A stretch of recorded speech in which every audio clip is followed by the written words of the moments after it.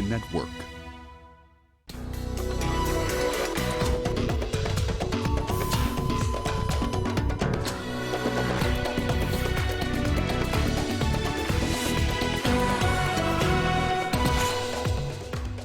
Floods kill at least 39 in DRC capital Kinshasa. The French Prime Minister defends the stay of French troops in Mali after a helicopter tragedy kills 13.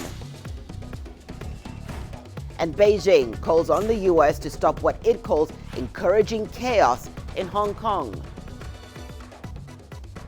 Hello and welcome. You're watching Africa Live. We're coming to you live from Nairobi. I'm Hannah Vivier. Here are more stories you can expect this hour. In business news, Kenya's central bank rejects a proposal to ease government's cash crunch. And in your sports news, Porsche emerged victorious in the return of endurance racing at the Kyalami racetrack in South Africa. We begin in the Democratic Republic of Congo, where at least 39 people have died in floods. The death toll follows heavy overnight rains this week in the capital, Kinshasa. CGTN's Daniela Pearson reports.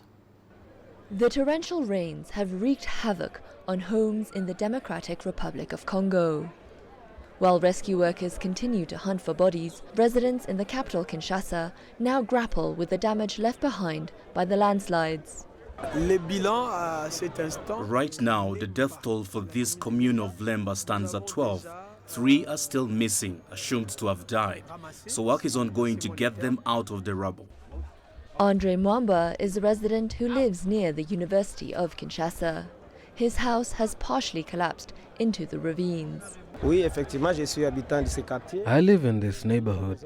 I live in the house you have just seen collapse. Heavy rain started around 2 a.m. until the morning, until around 6, 7, 8 o'clock. Thankfully, we moved out what was inside, and then later in the morning, the house gave in, and it has caused what you are seeing here. We are trying to empty the things from our belongings, to distribute them, and they are amongst our neighbors who agreed to help us for 1 or 2 days. Floods are not unusual in Kinshasa, a city of almost 12 million people with notoriously poor infrastructure. Many neighborhoods here are poorly planned, though rarely do they cause so many deaths. Daniela Pearson, CGTN. In Kenya, recovery efforts are still ongoing as authorities race against time to recover bodies buried in mud and sand following a landslide that occurred in West Pokot on Saturday. Our reporter Robert Nagila has been covering the recovery and the devastation caused. Robert, what's the latest from there? Well, the situation on the ground is pretty much still quite serious. We have a growing humanitarian situation in the affected areas. Some 80 to 100,000 odd people are displaced by the floods and landslides that occurred about 5 days ago.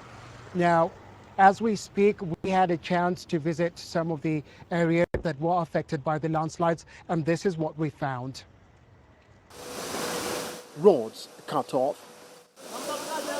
Vital linkages destroyed.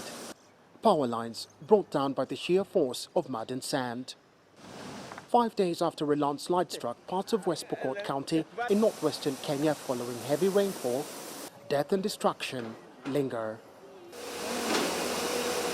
As recovery efforts continue, it is still unclear how many people lost their lives. The number is between 52 and 60. We will give you the precise number as the bodies begin to come out. In some cases, almost entire families were wiped out. I got home at about 2 a.m. to find my house had disappeared, my children missing. Only one had survived. Miraculously, his 13-year-old son is still alive. It is clear he is traumatized. It is very painful for the family. Personally, even it is difficult to cancel because actually to lose the 7 children and only one got saved, it is very difficult. Amidst some of the most mesmerizing terrain, the destructive force of nature is evident. Here in Sikor, the landslide swept everything in its path, scattering huge rocks carried from the hills above. At least 20,000 homes were destroyed, displacing over 80,000 people, now in dire need of humanitarian assistance. Aid has begun arriving, but it cannot come fast enough. Access to some of the affected areas is still a major challenge. The weather has improved somewhat, but the Met Department's warned the rains will continue into December. A mandatory evacuation order for affected areas is in effect, but for many people here, they simply have nowhere to go. For many of these people, it's difficult to quantify their loss. Some have yet to recover the bodies of their loved ones, and until that happens, only then can they begin to rebuild their lives. Robert Nagela, CGTN, West Pokot. Well, the United Nations is appealing for calm in the city of Beni in the Democratic Republic of Congo. Angry residents have been protesting against UN peacekeepers and government troops.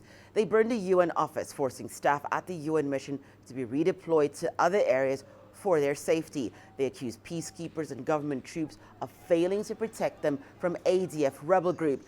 The Ugandan group has been carrying out a series of deadly attacks in the area. Head of the UN mission in the country says it is committed to defeat the group, but it faces many challenges while protecting residents.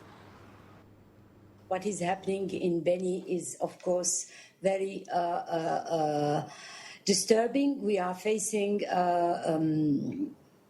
challenges that it's very hard for a mission to deal with, because you have demonstration from people that are frustrated with attacks from armed groups. It's a forest area, not easy to access, and population is living in many areas, many villages.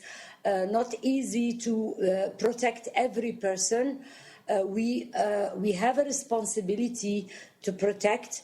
We have a responsibility to work with the FRDC and try to make sure that these operations will not have the impact that they are having now. But it's not always easy to achieve results. Of course, when you put in a mandate that you have an offensive mandate, then people expect you to finish the enemy. But it's not easy to finish the enemy, because you are dealing with a terrorist group using subversive and terrorist tactique, attacking civilians in the middle of the night. Well, to Mali now, where investigators have found the black boxes from the fatal helicopter collision that killed 13 French soldiers. They died during a combat mission on Monday evening in pursuit of Islamist militants. The French army has said that the 13 bodies in Mali will be soon repatriated. As a former colonial power in the region, France first intervened in Mali in 2013, but the security situation in the wider Sahel region has continued to worsen. There are now 4,500 French troops spread over West Africa to combat the growing Islamist insurgency. As militant groups with links to Al-Qaeda and ISIL strengthen their foothold, ethnic violence is on the rise and large areas of the sparsely populated Sahel have become ungovernable. These groups often use Mali as a launch pad for attacks across the territory. Following the latest incident, the Malian President Ibrahim Boubacar Keïta on Tuesday expressed his sympathies to France. The French Prime Minister Edouard Philippe also spoke on the importance of a continued French military presence in Mali. Today, once more, we are condemning the death of 13 young Frenchmen who came to the Sahel to defend our common values of peace, tolerance, and coexistence. These young people have been cut down in the prime of their lives. We want to remember them and give their families and France our sympathies. Mali is a grateful country. Mali knows the cost that country bears today for sending our children to the Sahel to defend our causes, the causes of peace, anti-terrorism, development, and democracy. These are the things that these young people came here to defend. Their death will never leave us indifferent. More than that, our empathy with France and the families of these young men is unequivocal. C'est un très long combat dont la dimension militaire It is a very long flight, and the military dimension is not the only one. We know that perfectly well. I would even say that the military dimension alone does not make it possible to achieve definitive victory. But it is essential, for without a military presence, without an ability to confront the enemy, without an ability to destabilize its roads, its weapons cache, its meetings, we cannot guarantee the otherwise indispensable work of political stabilization and economic development.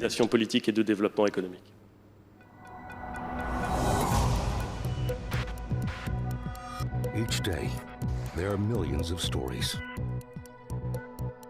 Each one can open new perspectives, new possibilities. Wherever you look, we are there. To see, discover, explore.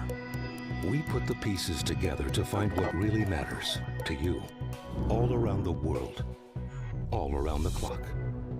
Our reporters are at home across the globe. From our headquarters in Beijing and production centers in Washington, Nairobi, and London, China Global Television Network. Stories from across the globe, reaching people across the globe. CGTN. See the difference. Well, Beijing is urging Washington to, quote, stop encouraging chaos in Hong Kong. On Tuesday, U.S. President Donald Trump expressed support for protesters in the city, saying Washington stands by them. This comes after the U.S. Senate passed a Hong Kong human rights bill last week, which Beijing dismisses as interfering in domestic affairs. CGTN's Louis Sueri reports. China continues to denounce U.S. meddling in Hong Kong. Just over a week since the U.S. Senate passed the so-called Hong Kong Human Rights and Democracy Act of 2019, strong opposition to the bill remains. Yang Jiechi, director of the Office of CPC Central Committee's Foreign Affairs Commission, urges the United States to stop the bill from becoming law and to stay out of Hong Kong affairs. He says passage of the bill seriously breaches international law and basic norms governing international relations. China's foreign ministry has summoned the U.S. ambassador to China, Terry Branstad, to demand the Trump administration veto the bill. International voices have weighed in on the issue. We have a sound reason to believe that the riots started due to the incitement of non-governmental organizations or proxies of U.S. and British intelligence agencies.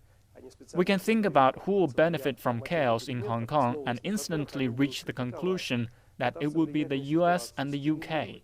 So they have a strong interest in seeing riots in Hong Kong. Until now, Beijing is respectable the basic agreement for Hong Kong's handover and one country, two systems for that. In that manner, using human rights issue for political purposes will not help to get more developments on the ground. So there will be more division in Hong Kong. Yang also says the most pressing task now is to stop violence and restore order in Hong Kong. He says Hong Kong will maintain long-term prosperity and stability with resolute support from the Chinese mainland. Lu Sirui, CGTN. It's time now for us to take a short break. When we return, with me in studio is Gabriel Muthume, policy and governance analyst, who's going to take us deep into what Kenya hopes to achieve with the efforts to reform its governance. And also coming up, a team of young South Africans invent a school bag with a panic button to keep children safe.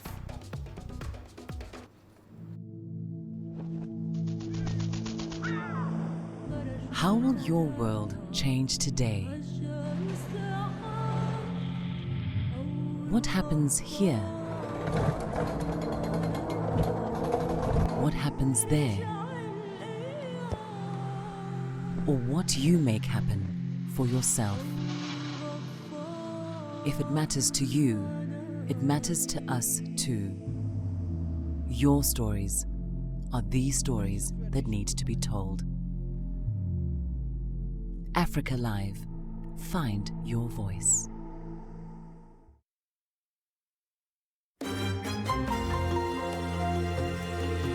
Africa Live. Find your voice.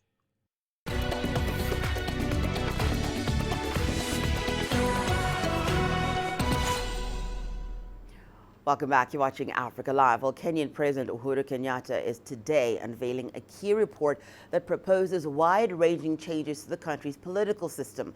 The release of the reports to the public comes a day after it was handed over to the president by a team known as the Building Bridges Initiative Task Force.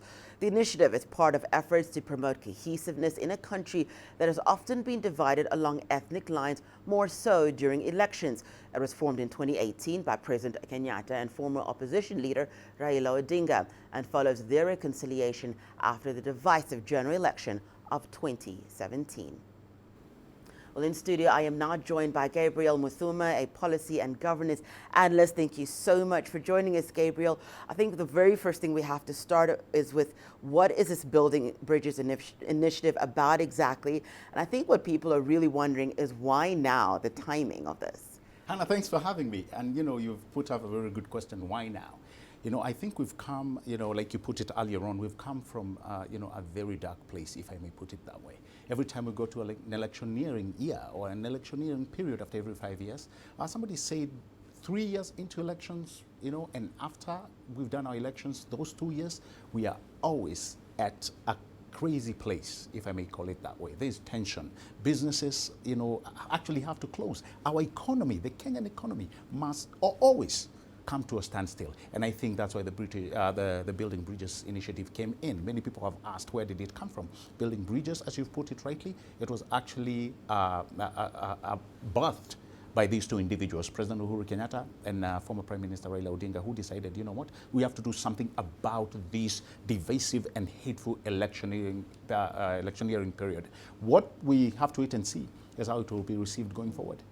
And I think that's what I want to talk about, is exactly. Just speak to us about the most radical changes proposed by the task force that put together this building such a tongue twister, Building Bridges initiative. So, I was at the Bomas of Kenya before I came to studio. So, and I've had so many people, I've read the document, and, I've actually even summarized how the document looked like. The radical things that I've taken out of it, one key thing, which is devolution. It talks about now, it's no longer how, we are looking at devolution with a lot of suspicion. Devolution actually makes or takes the number one radical change. You're talking about giving our counties between 35 to 50% of our national budget. That is a big thing. And when you do this, we've been eyeing the top seat, the president, the deputy president, or this one now they are proposing the prime minister's seat and what have you. But now if you send that money into counties, we are now going to start looking at counties with a more wide open understanding that if you want to be a leader and if you want to actually go and contribute further to the growth of this country, you can actually run for any elective post in devolution. The second thing, which is quite radical, and I may use it, again goes to devolution. We've been talking about, balance. So if you're a governor, a male governor, this is gender balance. If you're a male governor, your deputy has to be female. If you're a female governor, then you must have a male counterpart. I mean, Kenya has been calling for, for us to be balanced. And here it comes. The other radical thing, which I feel, is war against corruption. If you whistleblow on any corrupt deal, you're walking away with 5% of the money that is returned. That is radical. That is pretty radical. And totally, I think it's going to be a huge we are going to see whistleblowers right, left. Mm-hmm. And now speak to us about what happens next. So today we did see this unveiling of this report. What comes from today going forward? Two things will happen, Hannah. One, we as Kenyans are going to read this document. And we've been encouraged to don't listen to politicians, sit down. There was a mistake that we did when we were promulgating the 2010 Constitution. We actually followed politicians. We followed people who we thought were, were country leaders. And guess what? They actually took us on the wrong path. So we have been encouraged to read this document, understand it, and then have a conversation with it. Once that happens, then we are going to see what can be passed through Parliament, because it has to come back to Parliament. The BBI is not a bill. No, it is a report. It is recommendations that has been done by what you call the committee, which was set out by the president and the former prime minister to go and collect views from Kenyans. So when it comes back, it will actually be subjected to Parliament, to the where you must, go through what you call the 2/3 majority before you can touch the Constitution and go and amend the Constitution. So those are the two things that we'll do. We'll read, and then once we are done with it, it will go and be debated on the floor of the House, and what they will feel that should be amended into our Constitution then must be approved by a 2/3 majority in Parliament. So now the constitutional review process 9 years ago was very protected, yes, very thorough. Yes. So what about this one? Who ensures that it's first completed and then implemented? Now, actually, that's a very good question, because as we talk right now, there is that gray area. And the reason why I'm calling it gray area, the chairman today, the chairman of the BBI committee, Yusuf Haj, actually shared that he shared that as a major concern. He said, when we went out to Kenyans, they were so concerned that this report will actually be shelved, just like what we've seen in the past, and it will start just collecting dust. How do we ensure it is implemented? I think the people who will do this mainly are me and other Kenyans. They are going to ensure that this document does not go to the shelves that we've seen, but it will be debated upon and brought to Parliament. Remember, Parliament is what represents us, so we must actually lead the way to this. And when it comes to Parliament, we must ensure we call our members of Parliament. We must tell them how we want this document to go. So once it gets there, and I know so many people have actually raised the concern that who will push this? Who will implement this? I think the people who will push it better is the president and the former prime minister. And of course the people of Kenya, as you say, and they have to read that document. Oh, totally. Once they get to read it, I think they become the pushers. The main pushers will be them. And by the way, this document actually speaks to how we want to be governed. Thank you so much, Gabriel. Gabriel Muthuma, a policy and governance analyst, unpacking that story for us. Well, let's move on to other news. 1.3 million registered Namibian voters have gone to the polls in the country to vote for the National Assembly, members of Parliament, and the President. Angela Coppola has more. Voters began queuing from before sunrise this morning to vote in Namibia's elections. Most of the politicians and their leaders had, of course, cast their votes before 10 o'clock local time. They would then be heading off into their constituencies to go and talk to voters there to make sure that they do go, in fact, vote. Initial reports do suggest, though, that there were some teething problems when it came to using those electronic voting machines. They actually had to be reset and restarted in some instances because those ballots weren't being registered. Party agents, of course, also stepped in other places that we visited, like in the Windhoek West area, to assist voters who weren't sure how to use those machines, which brings into question the voter education process. It was slow. We did notice that there's going to be some 2,000 votes cast per machine, and then they'd be replaced. The returning officers then are going to have their hands full later as the day gets hotter, because voters are going to be waiting in the boiling sun. Some did come prepared and brought their chairs, waiting outside those polling stations, but the ECN did confirm that anybody who's in the queue before 9 o'clock would in fact vote, regardless of the time, even if it was well into midnight. I'm Angelo Coppola for CG10 in Windhoek, Namibia. Well, Egypt has launched its new satellite after a second delay within the past week. The first delay was attributed to technical issues and the second to unfavorable weather conditions. The TIBA-1 was finally launched from the Guyana Space Center in South America. CGTN's Yasser Hakim has more. The launch was a success. TIBA-1 satellite will remain in orbit for 15 years. This is Egypt's first satellite for telecommunications. In Egypt, we have the second generation, the third, and beginning in the fourth generation for internet. So as to have a satellite only for the internet is very good and will be a major upgrade, especially that the whole world is moving towards high-speed internet service. We have to keep up with it. There are many areas in Egypt that are still not covered by phone or internet signals. These satellites will strengthen the signals and more people will have access to the network. TIBA-1 is expected to support efforts to develop and expand the telephone, internet and IT services in the North African country. Egypt has an underground cable internet link that we are operating with now. However, It doesn't have wide coverage and we all complain of the weak internet at the moment. TIBA 1 will guarantee phone and internet coverage all over the country. Even in remote areas, the whole country will be covered. The 5.6-ton satellite will not only serve Egypt. Officials say telecommunications and internet services of neighboring African countries and Nile Basin states will also benefit from it. This is the third satellite to be launched by Egypt in 2019. Cairo has recently stepped up its space program infrastructure, especially after becoming the host nation of the headquarters of the African Space Agency. Yes, Hakim for CGTN, Cairo. A group of young South Africans from the township of Tembisa have invented a bag that they say will ensure the safety of children around the country.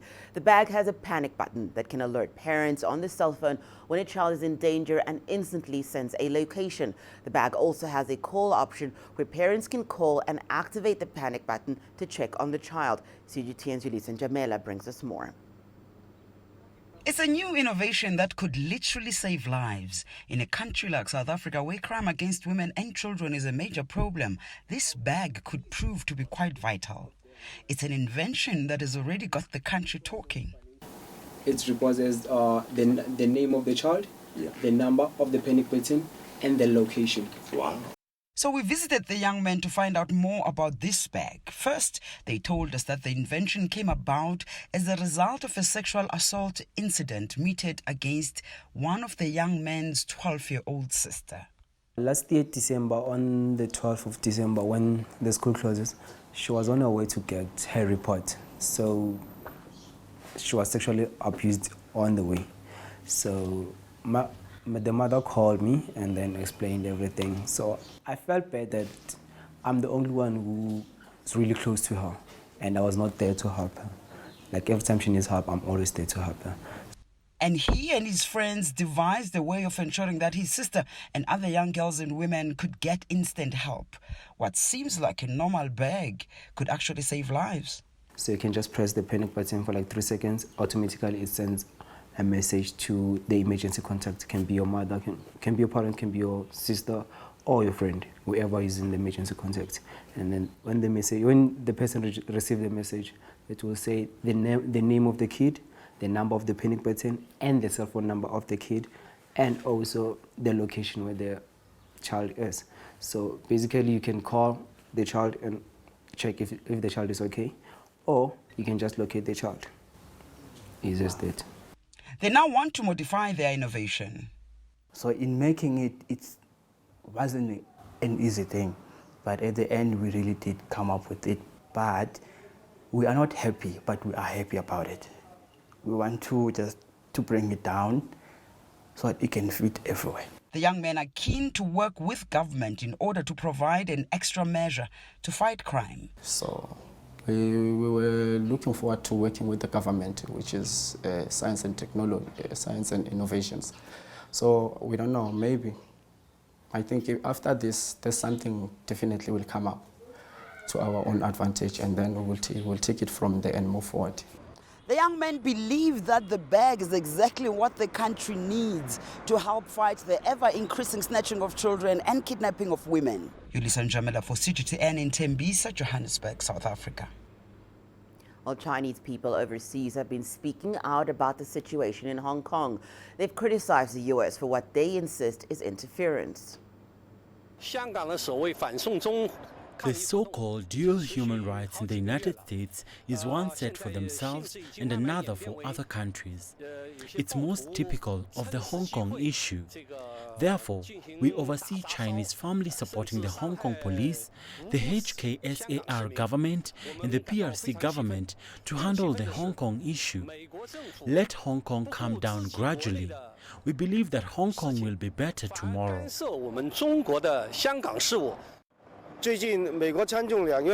The U.S. Senate and the House of Representatives recently passed the Hong Kong Bill of Rights and Freedoms.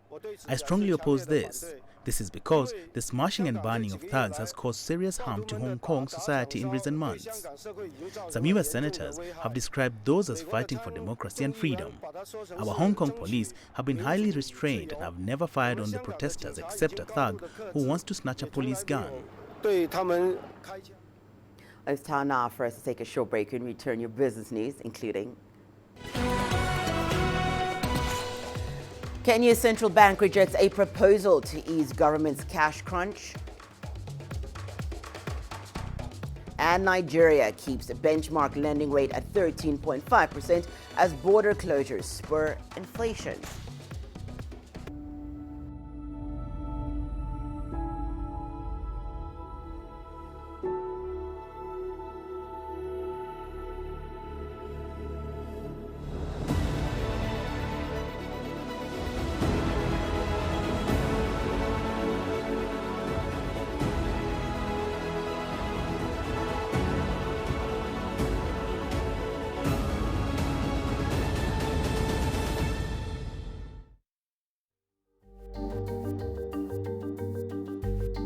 Africa Live.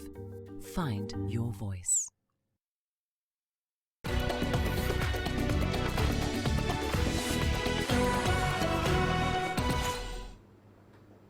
Welcome back. You're watching Africa Live, your business news. The Central Bank of Kenya has defied an order from Treasury for state agencies to surrender cash and Treasury bills.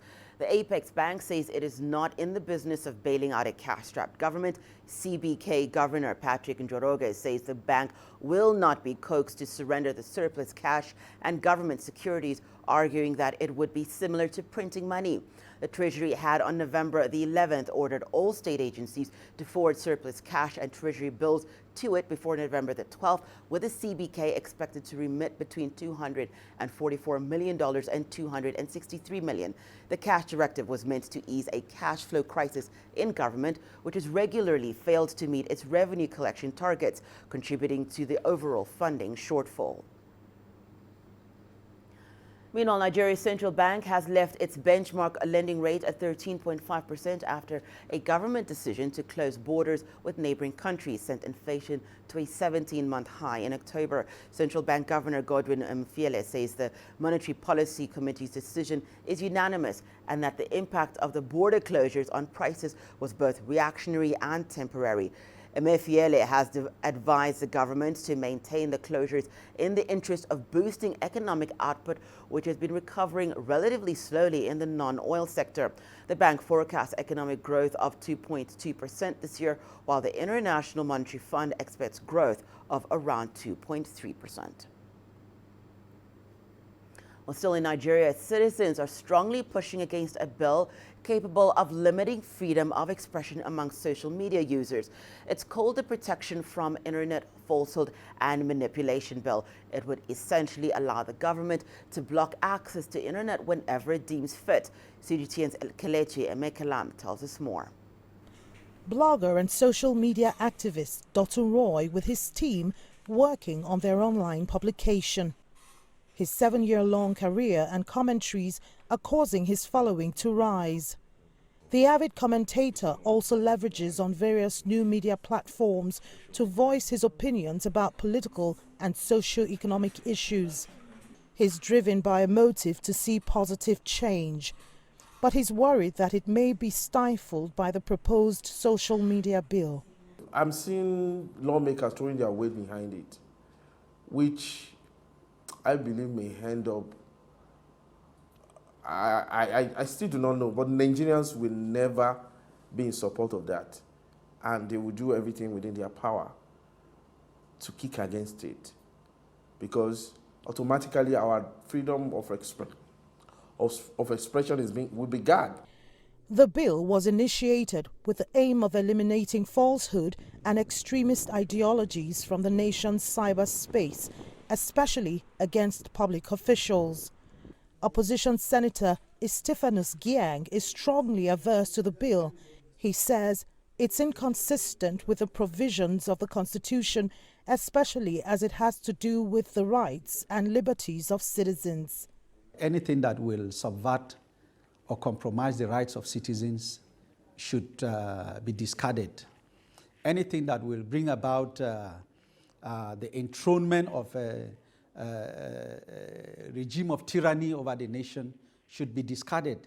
Anything that will provide temptation for government to become fascist should be discarded. Nearly 31 million of Nigeria's 200 million population use social media, and the figures are expected to rise to nearly 37 million by 2023. The social media platforms have been used to propel mass action against erring political office holders and unfavorable policies. That's why many Nigerians are up in arms against the bill. The social media bill has already scaled through the second reading and is currently before the Senate Committee on Judiciary.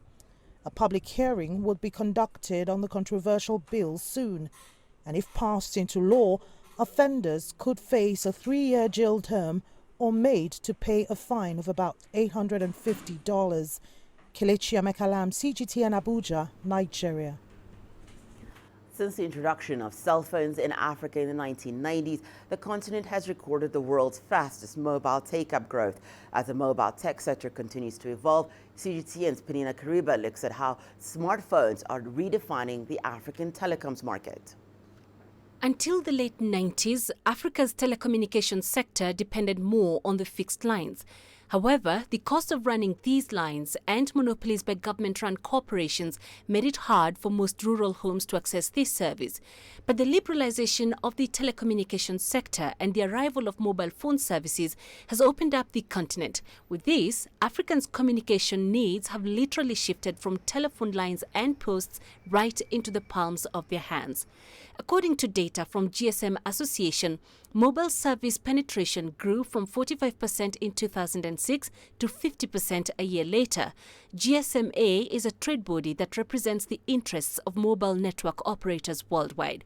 Countries such as Kenya, Botswana, South Africa and Nigeria have achieved more. But an area that continues to amaze all is that of innovation, and the arrival of mobile telephones, especially the smartphone, has created a platform for innovation to thrive. Groundbreaking SMS and internet-based apps such as M-Pesa from Kenya and other mobile banking services have gained international recognition. According to the 2018 survey by Nigerian online retail company Jumia, Kenya leads in Africa in internet traffic use. It has overtaken Nigeria, Ghana and South Africa respectively. This is attributed to high penetration of smartphones in the East African nation. However, feature phones are still preferred in Kenya with a penetration rate of 50%. Smartphones make up to 30% in Kenya's market. Mobile phone penetration is skyrocketing throughout sub-Saharan Africa.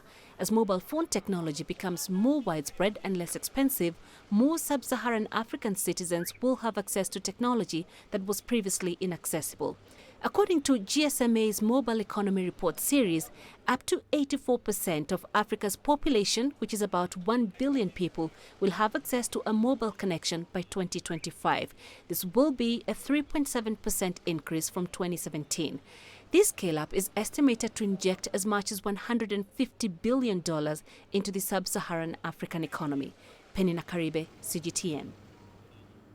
Jack Ma, Alibaba's co-founder and chair of the Jack Ma Foundation, plans to improve his investments in Africa in order to harness the continent's tech potential. Speaking to CGTN's Girum Chala, Jack Ma also said through the Electronic World Trade Platform, there was already a plan to make Ethiopia's capital Addis Ababa a hub for the rest of the continent. The Chinese billionaire also announced a $10 million fund to support African entrepreneurs.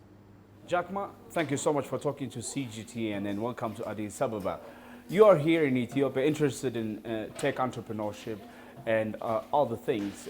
Tell me about your impression so far here and what you're trying to achieve. Well, my first impression that I was here 2 years ago to see the beautiful views, very interesting and good people. And then I met the Prime Minister in Davos. I was impressed by his passion for his country. And then he said, I will come to China and visit you. And he came to my city for 1 hour to keep his promise. We had a great discussion about the future of Africa digital economy, young people, women leaderships. We feel that we have the passion, we have the same sort of the dreams. And then I came, this time I was very impressed by the speed, by the efficiency. And also, we talk a lot about the young people, women. So I think I'm impressed by the leaders, and I'm impressed by the things that are being achieved this year. EWT, Electronic World Trade Platform. You have chosen Addis Ababa to be the hub of this platform. Why? I think Africa has a huge potential, but there's one problem, is logistics. So Ethiopia has the best airlines in Africa, and we need to build up the logistic hub. And I think if we're talking about inclusiveness, we're talking about sustainable growth. If Africa does not develop, if Africa economy is not developed because of its own entrepreneurs, its own internal power, that will be bad. And this is what I'm good at. This is what I'm passionate about, is to inspire, to cultivate the spirit of entrepreneurship, to empower them. And this is what I think Ethiopia has the logistics, Ethiopia the leadership, Ethiopia is ready to change. And the other country we are doing is Rwanda. So Rwanda, Ethiopia, if we can, making some role models and samples in Africa, then I think will be good. From $10 million for Alibaba Foundation, you have just announced that you will have $100 million to support African entrepreneurs. What is the plan here? Yeah, I think, as I said, I need to have focus on Africa should need focus on 4 things, 4 E's: entrepreneur, education, e-government, and infrastructure. So I should start with the entrepreneurs, because entrepreneurs, those people create, those people innovative, those people constructive. So if I found there are so many young entrepreneurs in Africa, they're excellent. They have a great thinking, they have great ideas. So how we can train them in a way that can develop Africa. So at Jack Ma Foundation will start focusing on the entrepreneurship first, to try to encourage more entrepreneurs, try to train or develop more entrepreneurs in that. So it's by starting that, and then it's easy, right, to talking about education, talking about infrastructure and to the government. A master chef in Ouagadougou is changing the game by turning everyday cooking ingredients into heavenly delights.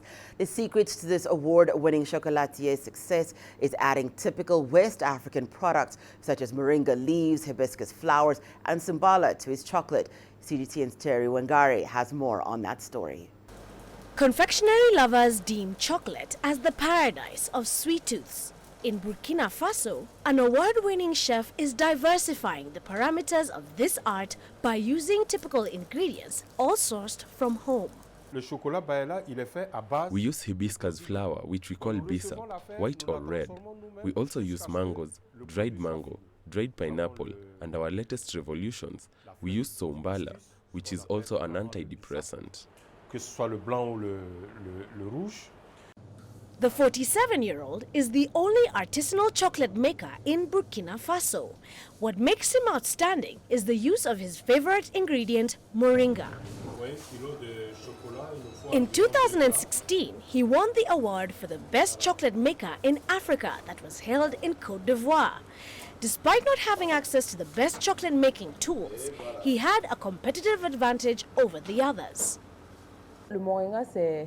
Here in Burkina Faso, we call moringa the tree of paradise, Arzantiga, and all the benefits from the plant confirm this name. Moringa has all the nutritious elements you need for growth, maintenance, and also to heal some illnesses like tension, diabetes, and many other sicknesses. It is special that he is working in an area that is practically non-existent in Burkina Faso. So honestly, I respect this man. In Burkina Faso, we don't grow cocoa. There is not even a cocoa processing plant. Nothing at all. Being the only chocolatier in the country doesn't offer him the competition that he relishes. He is particularly keen in training new chocolate and cake makers and impart his unique knowledge to the next generation. To achieve this, Andre hopes to one day fund a culinary training center in Burkina Faso. Terry Wangari, CGTN. So time for a short break. When we return, here's what you can expect. Hundreds of artworks go on display as the second edition of Carthage Art Days kicks off in Tunis. Africa Live. Find your voice.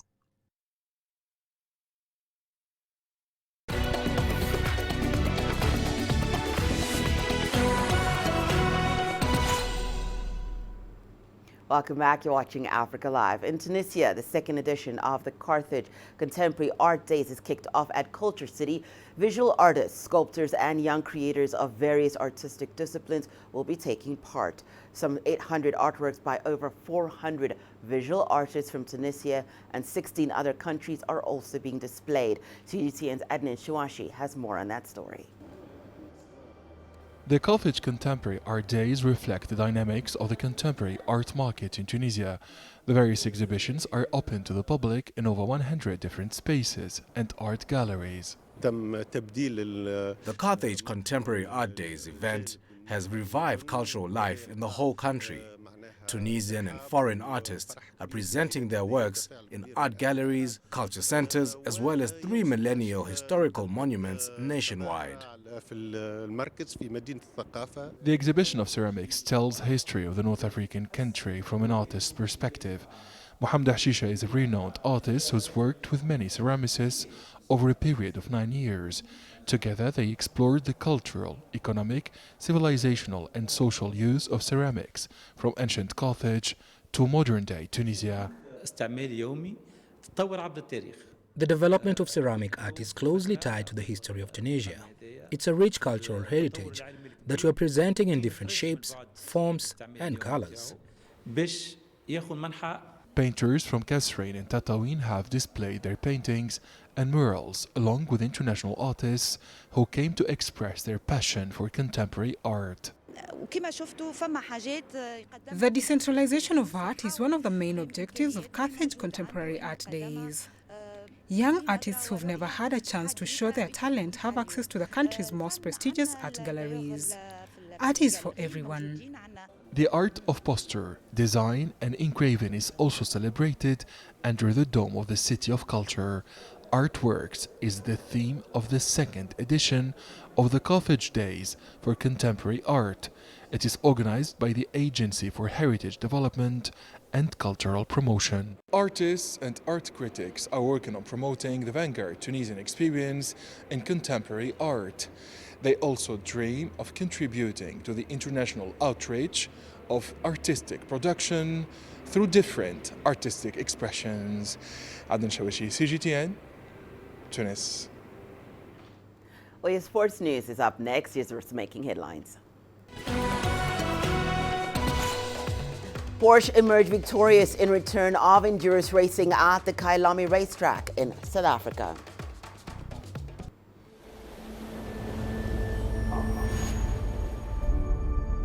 How would you create your legend? On the fields, on the tracks, in the arenas of Africa. Were you born to be a player? Could this moment be yours?